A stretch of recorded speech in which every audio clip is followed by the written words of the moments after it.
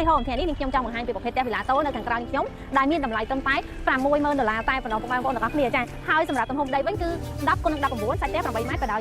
10ម៉ែត្រចាខាងក្នុងផ្ទះគឺយើងមានបន្ទប់ផ្សេង4និងបន្ទប់ទឹក5អញ្ចឹងតោះដើម្បីឲ្យដឹងព័ត៌មានកាន់តែលម្អិតចាអាចចូលទៅមើលខាងក្នុងជាមួយនឹងនាងខ្ញុំទាំងអស់គ្នាតែកុំភ្លេចជួយ Subscribe Channel YouTube របស់នាងខ្ញុំក៏ដូចជាចុចសញ្ញាកណ្ដឹងផងហើយបើសិនជាពុកម៉ែបងប្អូនទស្សនាមើលក្នុង Page របស់នាងខ្ញុំជួយ Like Page អ្នកមួយផងចាតោះឥឡូវយើងចូលទៅមើលខាងក្នុងបងប្អូនគ្នា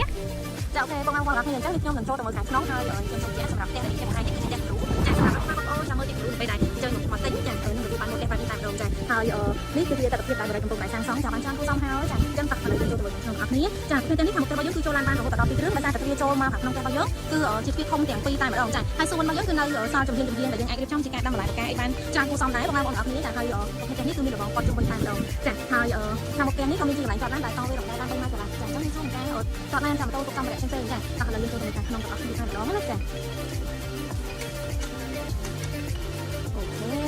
ាខ្ញុំចូលមកដល់ខាងក្នុងចាស្រស់ស្អាតខ្លាំងមែនតើពុកម៉ែបងប្អូនដែលគាត់ចាប់អារម្មណ៍ពីផ្ទះវិឡាតូដែលមាន4បន្ទប់គេង5បន្ទប់ទឹកតម្លៃធូរថ្លៃសមរម្យចាអាចរស់រានមកមើលនៅក្នុងបរិយាកាសអំឡាក់ពីហូមដែលមានទីតាំងនៅអង្គស្នូចាសម្រាប់ទីតាំងគឺពុកម៉ែបងប្អូនអាចធ្វើដំណើរមកតាមផ្លូវទំនើបកស្រូវចូលតាមវត្តភ្នៀបបានណាហើយបើសិនជាចង់ដឹងកាន់តែលម្អិតអាចទម្លាក់ជាលេខទូរស័ព្ទដែលមានប្រើ Telegram នាងខ្ញុំនឹង add ហើយផ្ដល់ជា Google Map ជូនពុកម៉ែបងប្អូនគ្នាផងដែរចាតោះអញ្ចឹងសម្រាប់ចំតតនេះគឺទីធ្លាដែលយើងរៀបចំជាកន្លែងទទួលភ្ញៀវគឺធំទូលាយស្អាតខ្លាំងមែនតើហើយការរចនាម៉ូដមកដែលពុកម៉ែបងប្អូនងាយស្រួលក្នុងការតុបតែងបន្ថែមនៅពេលដែលទិញហើយចាអាចរៀបចំបន្ថែមទៀតបានខាងក្នុងទូលាយចា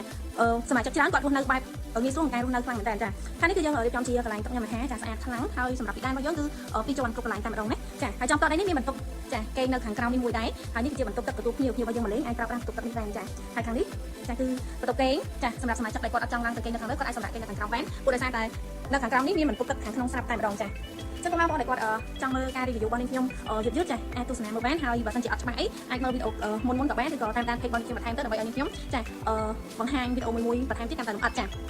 អូខេយើងចូលមកដល់ខាងក្រោយនេះគឺជាផ្ទះបាយចាសម្រាប់ផ្ទះបាយរបស់យើងគឺស្អាតខ្លាំងធំទូលាយហើយជាពិសេសមានទ្វារ slide បាត់ទៀតចាដែលនៅពេលដែលយើងចម្អិនអាហារចានៅពេលដែលយើងចម្អិនអាហារគឺអត់ប៉ះពាល់ចាក្លិនចូលទៅខាងក្នុងផ្ទះក៏ដូចជាចាមានផ្សែងមានហុយអីទៅទេហើយផ្ទះនេះសម្រាប់ទីតាំងចម្អិនអាហារអត់ចាំបាច់ប្រើម៉ាស៊ីនបឺតក្លិនទេព្រោះដោយសារតែទី1គឺប្រួយរបស់យើងធំចាប្រួយរបស់យើងគឺធំចាផ្ទះរបស់យើងទម្លាតគ្នា2ម៉ែត្រកន្លះអញ្ចឹង2ម៉ែត្រចាអញ្ចឹង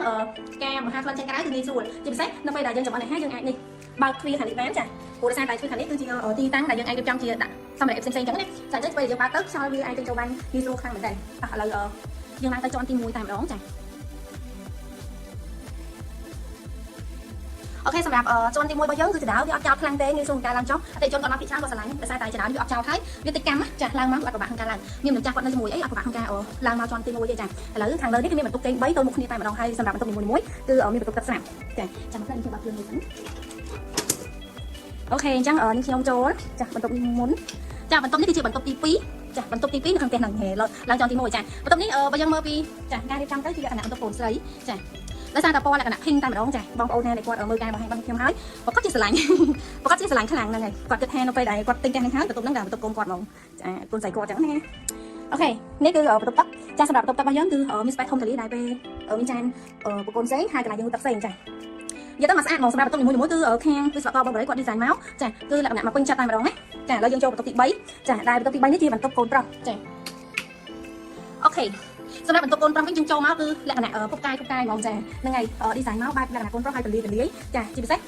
space ដែលយើងដើរចាអាចដើរជុំវិញក្រែគេងបានចាហើយនេះមានបន្ទប់ទឹកនៅខាងក្នុងស្រាប់តែម្ដងចាបងប្អូនដែលគាត់មើលនៅក្នុងការបង្ហាញរបស់ខ្ញុំហើយបើសិនជាស្រឡាញ់ពេញចិត្តអាចរស់រានមកមើលទីតាំងបានសម្រាប់តម្លៃ promotion $60000នេះគឺមានកំណត់នេះចាអញ្ចឹងបើសិនជាបានទស្សនាមើលហើយឆាប់រស់រានមកមើលទីតាំងឬក៏អាចឆាតមក page បានដើម្បីទទួលព័ត៌មានលម្អិតផ្សេងៗផងដែរចាអញ្ចឹងនាងខ្ញុំនឹងចូលទៅបន្ទប់មេកូសាមួយទៀតណាចាតោះឥឡូវយើងចូលបន្ទប់មេកូសាមួយទៀតអូខេនេះគឺជាបន្ទប់មេកូសាចាសម្រាប់បន្ទប់មេកូសានេះកាន់តែធំទូលាយជាងបន្ទប់កូនទៅទៀតហើយសម្រាប់ការរៀបចំទាំងលើទាំងក្រោមចាគឺស្អាតខ្លាំងមែនទែនជាពិសេសមានវេរំដានទៅខាងក្រៅ3ម៉ែត្រកន្លះទៀតចាធំសមល្មមងាយស្រួលក្នុងការចារៀបចំចាមេកូសាគាត់មានដៃគូដៃប្រពន្ធអញ្ចឹងទៅគឺត្រូវតែបន្ទប់ធំទូលាយចាជាពិសេសកន្លែងដែលបន្ទប់ទឹកនិងគ្រឿងសម្អាងរបស់យើងអាចរៀបចំនៅខាងក្រៅនេះបានផងដែរចាអញ្ចឹងសម្រាប់សម្ភារៈការថែមជូនវិញគឺមានតាមទីតាំងបងប្អូនទាំងអស់គ្នាចាទីតាំងខ្លះចាគឺមានការព្រីជូនចាសម្រាប់ការព្រីជូនសម្ភារៈនៅខាងក្នុងមានមួយចំនួនចាអញ្ចឹងបើសិនជាចង់ដឹងព័ត៌មានលម្អិតចាអាចទំនាក់ទំនងមកតាមលេខទូរស័ព្ទនៅខាងក្រៅដើម្បីទទួលបានព័ត៌មានលម្អិតទាក់ទងជាមួយនឹងការ promotion សម្រាប់តម្លៃវិញចាបងផ្ដាច់នៅសល់ត្រឹមតែ$60000តែប៉ុណ្ណោះ promotion ចូលឆ្នាំចិននេះបងប្អូនទាំងអស់គ្នាណាចារស់រានដើម្បីទទួលបានចាតម្លៃពិសេសនឹងការរស់នៅបែបទាន់សម័យនៅក្នុងបរិយាកាសអំឡាក់ទីហូមទាំងអស់គ្នាចាឥឡូវខ្ញុំចេញមកខាងក្រៅអូខេវ៉ាវចោលខ្លាំងហ្នឹងហើយចេញមកមួយផ្លែទៅចា ខាងក្រៅនេះគឺវែងរំដៅយើងបាន3ម៉ែត្រកន្លះហើយប្រភេទផ្ទះនៅក្នុងគម្រោងចាគឺសុទ្ធតែជាប្រភេទផ្ទះវិឡាតូទាំងអស់តែម្ដងហើយសម្រាប់ការសាងសង់គឺរៀបចំជាផ្លូវភ្លួង20ម៉ែត្រនិងផ្លូវភ្លួង30ម៉ែត្រដែលជាផ្លូវកស៊ូទាំងអស់តែម្ដងហើយនេះគឺជាសកម្មភាពក៏ដូចជាការរីកចម្រើននៅខាងក្នុងបរិយាដែលកំពុងតែចាប់ផ្ដើមចាលូតលាស់ចាជាបណ្ដាខ្ទង់ខែ5ខែ6ខែ7នេះគឺមានអតិថិជនដែលគាត់ទទួលស្នើបណ្ដាហើយចឹងសម្រាប់ពុកម៉ែបងប្អូនចាដែលគាត់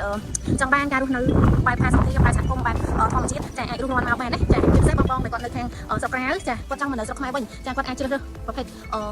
បូរី XM Lucky Home នេះបានចាព្រោះដោយសារតែការរស់នៅក្នុងបូរី XM Lucky Home នេះគឺសម្រាប់ពុកម៉ែបងប្អូនដែលគាត់អត់ចង់ត្រូវផ្សែងទៅកម្ដៅ